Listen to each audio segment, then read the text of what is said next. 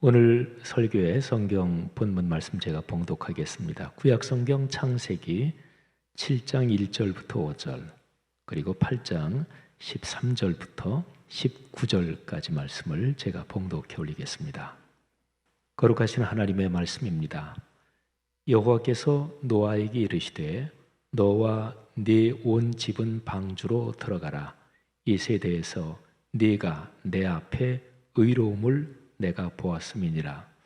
너는 모든 정결한 짐승은 암수 7씩 부정한 것은 암수 2씩을 네게로 데려오며 공중의 새도 암수 7씩을 데려와 그 씨를 온 지면에 유전하게 하라. 지금부터 7일이면 내가 40주야를 땅에 비를 내려 내가 지은 모든 생물을 지면에서 쓸어버리리라. 노아가 여호와께서 자기에게 명하신 대로 다 준행하였더라. 601년 첫째 달 곧 그 달 초하룻날에 땅 위에서 물이 거친지라. 노아가 방주 뚜껑을 제치고 본즉 지면에서 물이 거쳤더니 둘째 달 21의 날에 땅이 말랐더라. 하나님이 노아에게 말씀하여 이르시되 너는 네 아내와 네 아들들과 네 며느리들과 함께 방주에서 나오고 너와 함께한 모든 혈육 있는 생물 그 새와 가축과 땅에 기는 모든 것을 다 이끌어내라. 이것들이 땅에서 생육하고 땅에서 번성하리라 하시매 노아가 그 아들들과 그의 아내와 그 며느리들과 함께 나왔고 땅 위의 동물 곧 모든 짐승과 모든 기는 것과 모든 새도 그 종류대로 방주에서 나왔더라. 아멘. 구약 성경에 기독교의 구원을 상징하는 표현들이 여러 가지가 있습니다. 노아의 방주 아주 유명한 거죠. 또 이스라엘 백성이 들어간 가나안 땅 구원의 아주 위대한 상징입니다. 또 실수로 사람을 죽였을 때 사적으로 보복을 당하지 않도록 도피할 수 있는 성, 구약에 도피성 제도가 있죠. 또 안식일 규정, 하나님이 천지를 창조하실 때 만드신 안식일. 신약성경 히브리서는 기독교의 구원의 완성을 이 안식일을 가지고 설명을 하기도 합니다. 다윗이 사울의 칼을 피해 도망 다니던 시절에 숨어 지냈던 피신처, 아둘람 굴, 이런 것들이 구원의 상징 또는 모형들입니다. 이 가운데 노아의 방주가 아마 사람들에게 가장 익숙하고 또 잘 알려져 있을 것입니다. 노아 시대에 세상이 점점 악해졌습니다. 하나님께서 심판을 계획하십니다. 창세기 6장 5절부터 13절 거기에 그런 상황이 잘 기록이 되어 있는데 제가 중간에 3절 8, 9, 10절은 건너뛰고 한번 제가 읽어드리겠습니다. 들으시면서 노아 시대가 세상이 얼마나 아주 깊이 망가지고 타락했는지 그걸 한번 주의 깊게 들어보시고 또 그런 세상을 보시면서 하나님께서 얼마나 탄식하시며 또 얼마나 엄격하게 조치하시는지 그 하나님의 심정을 잘 헤아리시면서 들어보십시오. 여호와께서 사람의 죄악이 세상에 가득함과 그의 마음으로 생각하는 모든 계획이 항상 악할 뿐임을 보시고 땅 위에 사람 지으셨음을 한탄하사 마음에 근심하시고 이르시되 내가 창조한 사람을 내가 지면에서 쓸어버리되 사람으로부터 가축과 기는 것과 공중의 새까지 그리하리니 이는 내가 그것들을 지었음을 한탄하매니라 하시니라.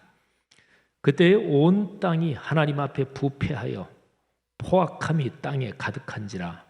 하나님이 보신즉 땅이 부패하였으니 이는 땅에서 모든 혈육 있는 자의 행위가 부패함이었더라. 하나님이 노아에게 이르시되 모든 혈육 있는 자의 포악함이 땅에 가득함으로 그 끝날이 내 앞에 이르렀으니 내가 그들을 땅과 함께 멸하리라. 아멘. 하나님의 심정이 아주 특별하죠. 하나님이 단단히 작심하십니다. 보통 세상이 심하게 타락한 모습을 보면서 사람들이 쓰는 표현이 있지요. 아유, 말세야, 말세. 그런데 타락이 끝갈 때까지 다 간 이런 상황의 중심에는 사람이 있습니다. 짐승이나 나무나 태양 같은 그런 다른 피조물이 죄악을 저지르는 것이 아니지요. 문제는 사람입니다. 노아가 살던 시대에도 그랬습니다. 이런 상황에서 하나님께서 노아를 통해서 사람이란 피조물을 보존하시며 구원의 희망이 이어지게 하십니다. 하나님이 작심하고 세상을 한번 쓸어버리겠다, 멸망시키겠다 말씀하시는데, 그런데 이런 상황 가운데서 구원의 흐름, 그 희망이 완전히 끊어지기는 하지 않으시고 이어지게 하십니다. 제가 위에서 창세기 6장 5절부터 13절 내용을 말씀드리면서 중간에 세 구절을 건너뛰었죠. 근데 그 세 구절이 노아에 대한 내용입니다. 제가 이미 읽어드린 구절은 아주 극심하게 타락했다, 하나님께서 완전히 멸망시킨다, 그런 건데, 그 중간 세 구절에 하나님께서 노아를 통해서 구원의 희망이 이어지게 하시는 이유가, 노아가 어떤 사람인지가 거기에 기록이 되어 있습니다. 자, 세 구절을 들어보십시오. 그러나 노아는 여호와께 은혜를 입었더라. 이것이 노아의 족본이라. 노아는 의인이요 당대의 완전한 자라. 그는 하나님과 동행하였으며 세 아들을 낳았으니 셈과 함과 야벳이라. 아멘. 신약성경 히브리서 11장, 저 유명한 믿음장이라는 별명이 붙은 거기에서는 노아의 이런 삶을 믿음을 가진 사람, 믿음으로 하나님의 구원의 흐름을 이어간 사람이라고 해석하고 있습니다. 자, 11장 6절, 7절 말씀이 이렇습니다. 믿음이 없이는 하나님을 기쁘시게 하지 못하나니 하나님께 나아가는 자는 반드시 그가 계신 것과 또한 그가 자기를 찾는 자들에게 상 주시는 이심을 믿어야 할지니라.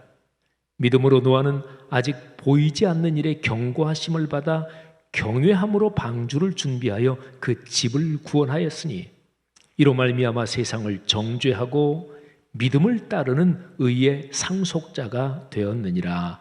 아멘. 여러분, 여기에 제일 마지막 표현이 참 중요합니다. 제가 사실은 창세기 1장부터 지금 11장까지의 흐름을 쭉 설교하고 있는데요. 세상이 악해지고 타락하고 망가질 대로 망가지고 그러는 상황 가운데서도 믿음을 따르는 그런 사람들의 흐름은 이어지고 있었습니다. 그러니까 하나님 앞에서 의롭게 살려고 애쓰고 헌신하는, 그래서 하나님께서 귀히 보시는 그런 사람들의 상속의, 영적 상속의 흐름이 이어지고 있었다는 거죠. 하나님께서 세상을 심판하시고 의로운 믿음의 사람 노아를 통해서 구원의 역사를 이어가시는 거지요. 그런데 하나님의 심판, 그 도구가 물이었습니다. 창세기 6장 14절부터 7장 5절까지의 그 내용이 나오는데 제가 중요한 부분만 한번 읽어드리겠습니다.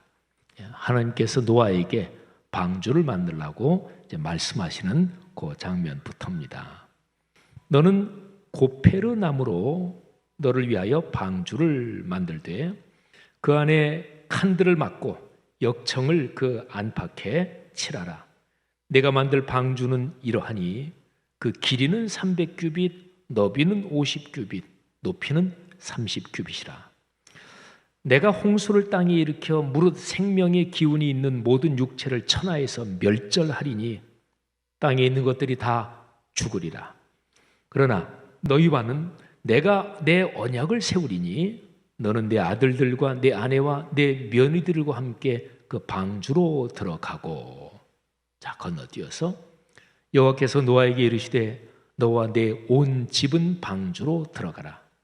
이 세대에서 네가 내 앞에 의로움을 내가 보았음이니라. 너는 모든 정결한 짐승은 암수 7씩, 부정한 것은 암수 2씩을 네개로 데려오며 공중의 새도 암수 7씩 데려와 그 씨를 온 지면에 유전하게 하라. 지금부터 7일이면 내가 40주야를 땅에 비를 내려 내가 지은 모든 생물을 지면에서 쓸어버리리라. 노아가 여호와께서 자기에게 명하신 대로 다 준행하였더라. 아멘. 자, 하나님께서 물로 세상을 쓸어버리십니다. 그러니까 물에서 사는 생물을 제외한 모든 생물이 죽을 것입니다.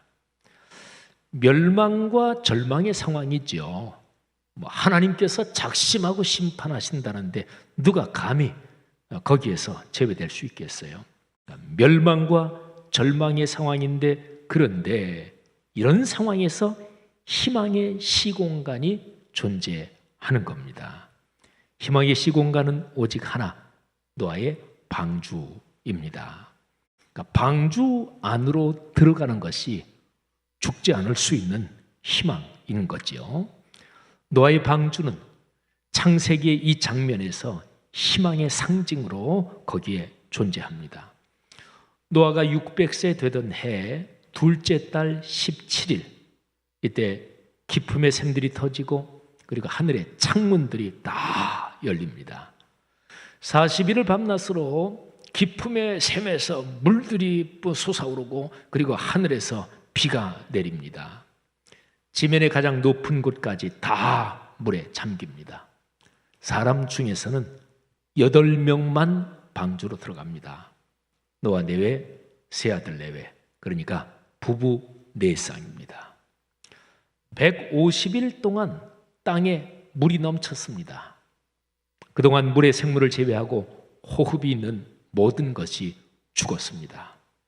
자, 희망은 말씀드린 대로 방주 안에만 있었습니다. 하나님께서 방주 안에 있는 노아와 모든 짐승을 이제 홍수가 계속되면서 불쌍히 여기시고, 그러면서 이제 물이 줄어들기 시작합니다. 방주는 아라랏 땅에 있는 산봉우리 중 어느 높은 봉우리 하나에 걸려서 멈췄고요. 150일 동안 물이 온 땅에 넘쳤는데, 그러다가 물이 점점 줄어들고 땅이 마르기 시작하는데 그 기간이 또 다른 150일이었습니다. 창세기 7장 11절과 8장 13, 14절을 보면 노아가 방주로 들어간 날, 그리고 땅에서 물이 거친 날, 그리고 땅이 말라서 노아가 방주에서 나온 날, 이 세 개가 노아의 나이를 기준으로 아주 명확하게 기록되어 있습니다. 자, 한번 볼까요? 방주로 들어간 날, 노아가 600세 되던 해 2월 17일, 홍수도 시작되고 방주로 들어간 날입니다. 그 다음에 땅에서 물이 거친 날, 601세 되던 해 1월 1일에 땅에서 물이 거쳤습니다. 물론 아직 마르진 않았어요. 거의 1년 가까이 온 땅에 물이 덮여 있었으니까 땅에 물이 그냥 아주 깊이 배어 있었을 거 아니겠어요?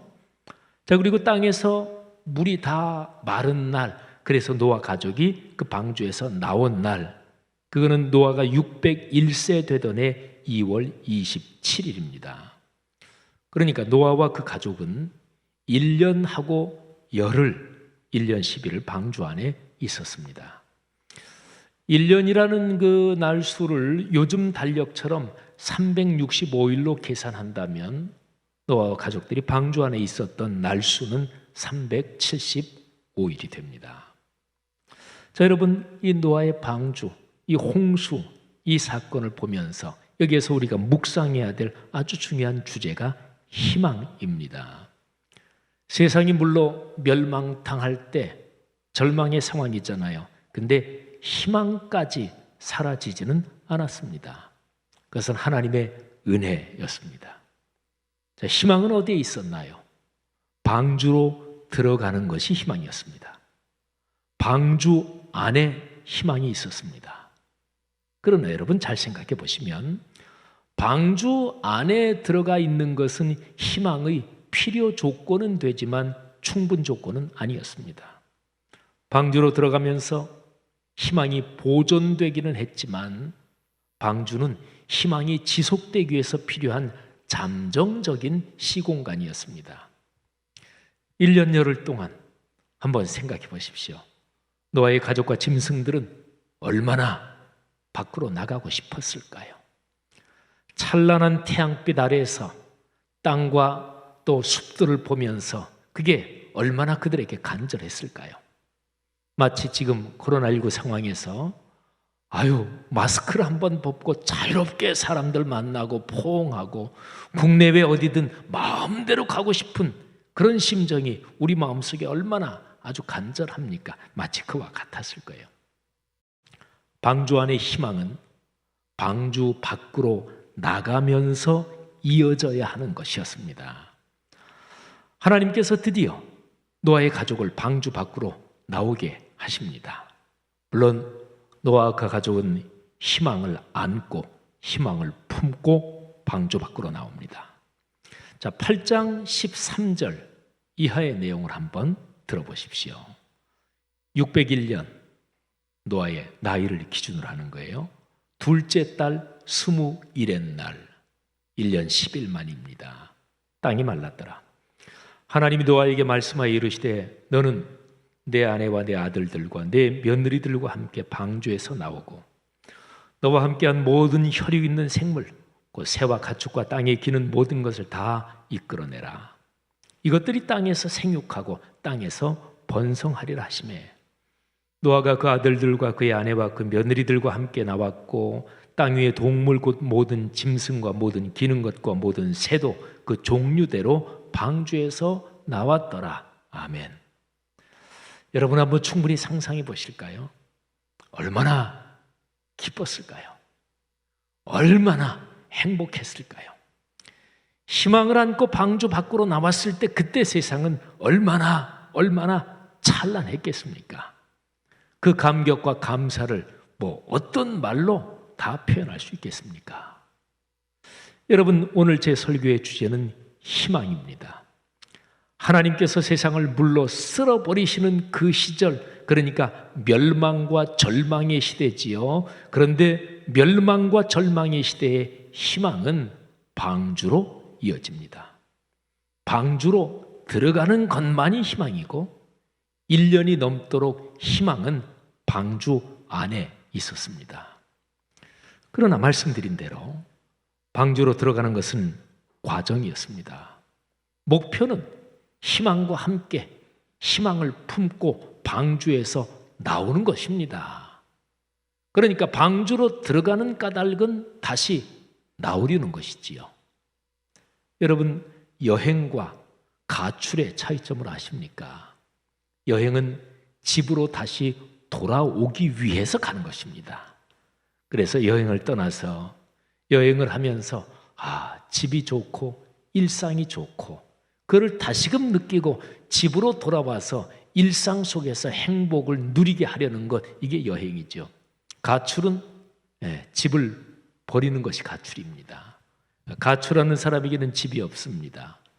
내가 살던 일상, 거기에서 완전히 분리되는 것이 가출이지요. 마찬가지입니다. 방주로 들어가는 것이 희망이었지만 방주로 들어가는 까닭은 방주에서 희망을 품고 다시 밖으로 나오려는 것입니다. 홍수로 심판을 받던 태고적의 구원의 희망은 노아의 방주와 뗄 수 없이 연결돼 있었습니다. 방주로 들어가는 것, 방주 안에 머무는 것, 그리고 방주에서 나오는 것이 희망입니다. 자, 그런데 여러분, 저는 오늘 이 창세기 말씀을 묵상하면서 아주 깊은 깨달음을 받고 하나님께 깊이 감사했습니다. 자, 희망, 방주하고 연결되어 있었다 그랬잖아요. 그리고 방주하고 연결해서 희망은 궁극적으로는 방주에서 나올 수 있도록 되는 게 희망이다 말씀드렸죠. 근데 성경 말씀을 가만히 살펴보면 희망이 궁극적으로 지속되는 정확한 지점은 방주에서 나오는 게 아닙니다. 다른 데 있습니다. 자, 노아의 가족이 방주에서 나온 그 직후의 장면을 한번 보십시다. 노아와 그의 가족에게 하나님께서 이렇게 말씀을 주십니다. 창세기 9장 1절과 7절입니다. 자, 1절. 하나님이 노아와 그 아들들에게 복을 주시며 그들에게 이르시되 생육하고 번성하여 땅에 충만하라. 자, 자, 7절. 너희는 생육하고 번성하며 땅에 가득하여 그 중에서 번성하라. 아멘. 같은 내용이죠. 희망이 있는 지점이 어딘가요? 생육하고 번성하는 것입니다. 그러니까 방주에서 나왔다 그 자체가 아니라 모든 생물들 그리고 특별히 모든 다른 사람들이 전부 다 멸망당하고 난 다음에 인류에게 있는 희망은 노아와 그 가족들 8명이 생육하고 번성하는 것, 거기에 정확하게 희망이 결부되어 있는 거죠. 자녀의 출생이 이어지며 그 아이들이 자라는 것이 희망입니다. 장성한 아이들이 자기 짝을 만나 결혼하여 가정을 이루고 그 가정에서 또 아이들이 태어나서 자라는 것이 희망입니다. 가장 쉽게 얘기하면 이렇습니다. 아이들이 희망입니다. 영화나 소설 같은 데서 희망을 표현하는 고전적인 방법이 바로 아이들과 연결됩니다. 여러분이 봤던 영화나 또는 어떤 감동적인 소설 가운데 그런 장면이 있을 거예요. 한번 생각해 보세요. 참혹한 전쟁이나 고통스러운 삶의 현실에서 아이가 태어납니다. 그러면 그 장면을 보면서 또는 소설 속의 그 장면을 상상하면서 희망이 끊어지질 않았구나. 계속해서 이어지겠구나. 이런 게 이제 생각이 되는 거죠. 영화 미션의 맨 마지막 장면은 바로 이런 기법으로 희망을 얘기를 하고 있어요. 참혹하게 선교사도 학살당하고 마을의 어른들이 다 학살당한 그런 상황에서 맨 마지막 장면은 살아남은 아이들이 카누를 타고 저 강을 거슬러 밀림 속으로 들어가는 장면이 마지막 장면이에요. 아이들이 살아있구나.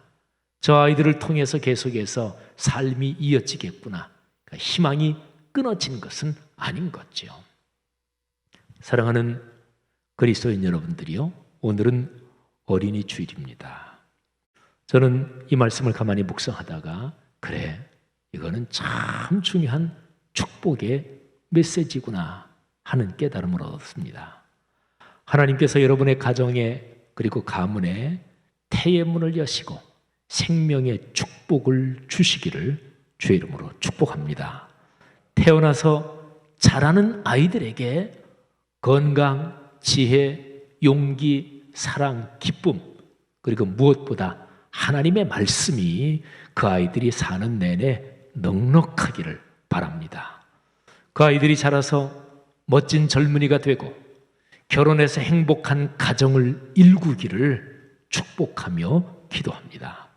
그들이 교회 공동체와 사회를 이끌어가는 지도자들이 되고 또 그렇게 살면서 그들에게서 태어나는 아이들이 또 그런 역사를 이어가기를 주님의 이름으로 축복합니다. 보세요. 태고적에 그렇게 참담하게 그렇게 완벽하게 망가진 세상 가운데서 하나님께서 구원의 역사 그리고 희망의 축복을 이어가게 하신 원리가 명백하잖아요. 사랑하신 여러분, 여러분의 아들, 딸들, 손녀, 손자들, 그 사람들이 희망입니다. 여기에 연세가 70 혹은 80 더 훨씬 넘으신 어르신들은 아들, 딸 그러면 우리 아들 벌써 환갑 넘었어. 아들, 딸들이 이미 다 또 나이들이 많이 들었고 그러겠지만 나이가 들어도 자식은 자식이지요. 아무튼 여러분의 아들, 딸, 손녀, 손자들 증손 보신 분도 또 계실 수도 있겠는데 아마 4대 손 보신 분들은 거의 없으실 테고요. 하나님께서 여러분의 가정 가문에 대를 이어가며 생육하고 번성하는 축복이 있기를 주님의 이름으로 축복합니다. 그래서 여러분의 가정 가문을 통해서 하나님의 구원의 역사가 이루어지기를 바랍니다. 여러분의 가정 가문을 통해서 그리스도의 몸인 교회가 주님의 사명을 넉넉하게 감당할 수 있기를 간절히 바랍니다.